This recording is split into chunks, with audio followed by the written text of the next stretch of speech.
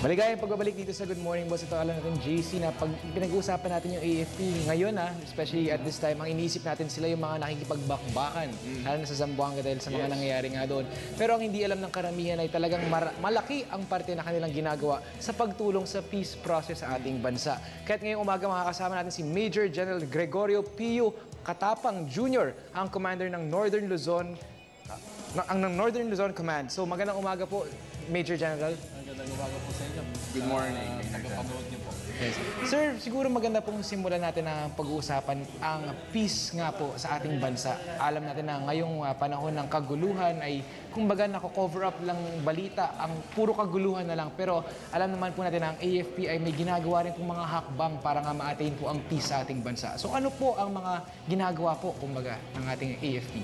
Doon po naman sa Armed Forces of the Philippines, tuloy-tuloy po yung project natin na mag-conduct ng peace efforts. Campaign plan natin na IPSP Bayanihan.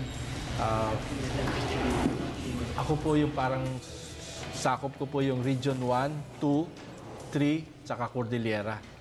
And masasabi ko na kung dun sa area natin nagsimula yung insurgency, dun din nagtatapos. So we are just about to declare Northern Luzon Command as peaceful and ready for further development.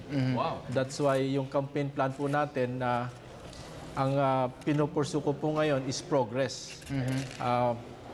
Every first Tuesday of the month, I brief the mga governors of Region 3 about the peace efforts and how to encourage yung mga investors.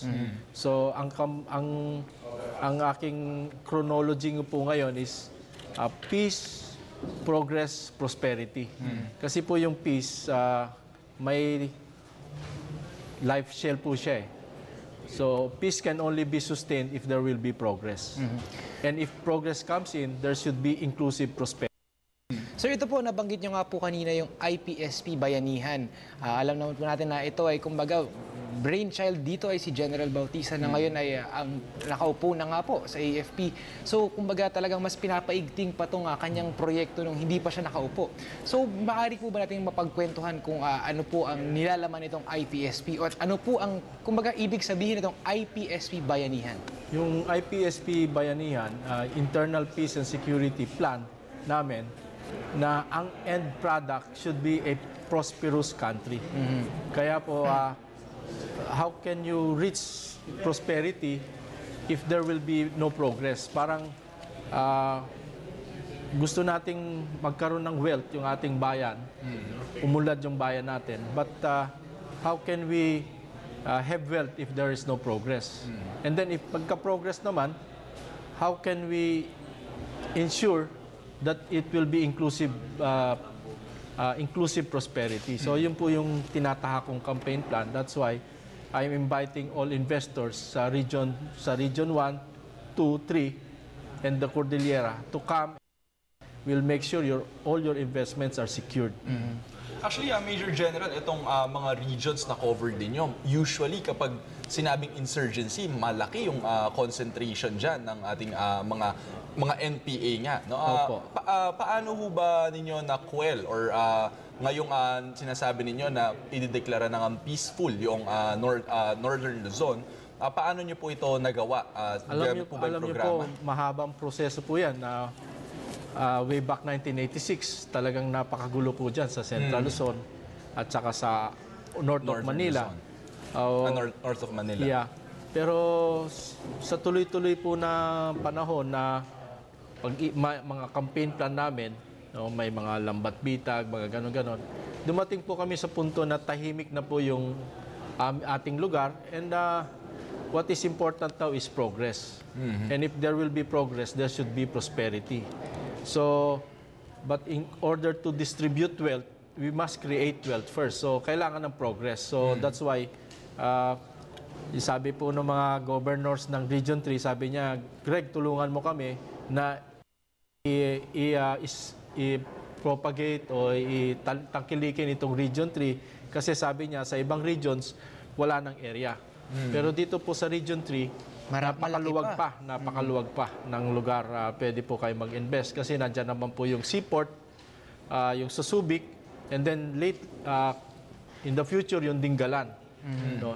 Nakakonsentrate po kasi po ako sa both sides, sa Pacific side and then the West Philippine Sea. So, ito po yung and then meron din tayong international airport na nandyan sa Clark. So, very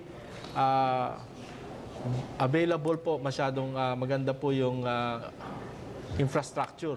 Meron po tayo dyan na NLEX, meron tayong CLEX, and then in the future, magkakaroon tayo ng TPLEX, Tarlac, Pangasinan, La Union Expressway, na magkokonekta ng Region 3 sa Region 1. And then meron din tayong upcoming na project na CLEX, Central Luzon Expressway, na magkoconnect ng Region 3 sa Region 2. And of course, yung TPLEX, hihinto siya sa Rosario, La Union, nasa paanan na rin po siya ng Quezon Road. So, makoconnect yung Puntang Cordillera. Pero Going to Baguio will be a very short travel. Magandang makita dito, JC, yung progress, kumbaga, sa mga roads. Kumbaga, sir, malaki ang may tutulong nito, lalo na sa may mga business, katulad ng mga, siguro, let's say, yung mga farm to market.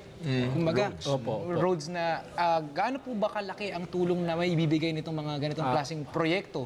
Opo, kaya nga po yung bagong campaign plan namin is bukod pa sa Guns for Peace, may Roads for Peace, may Bridges for Peace, and then Schools for Peace. So, lately po, marami pong projects tayo dito sa parte ng Tarlac at sa Region 3 na farm-to-market roads. Kasi po malaking tulong yan.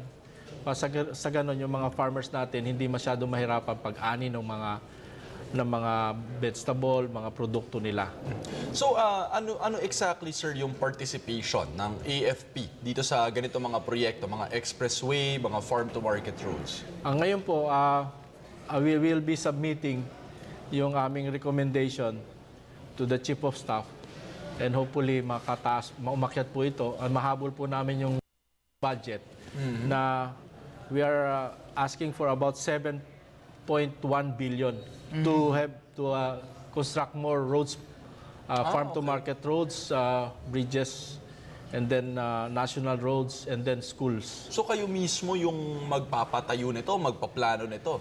Kami po magre-recommend. Kasi okay. po ang tingin namin, if yung insurgency ends where the roads begins. Opo, malaking tulong po yung mga construction ng karsada. Katulad po itong ECTEX, nung na-construct po yan, bumilis po yung development sa Central Luzon, sa eastern side or western side. Yung sa Zambales, Bataan, sa Pampanga. Kasi po ngayon, yung export processing zone sa Bataan, buhay na buhay pa ulit. Kulang na po sila ng space para sa mga locators. And then yung Kapas, yung Clark, will be expanded. Papunta na po siya ng Kapas, about 1,000 hectares po, na green city ang i-develop. New cities will be created outside Metro Manila.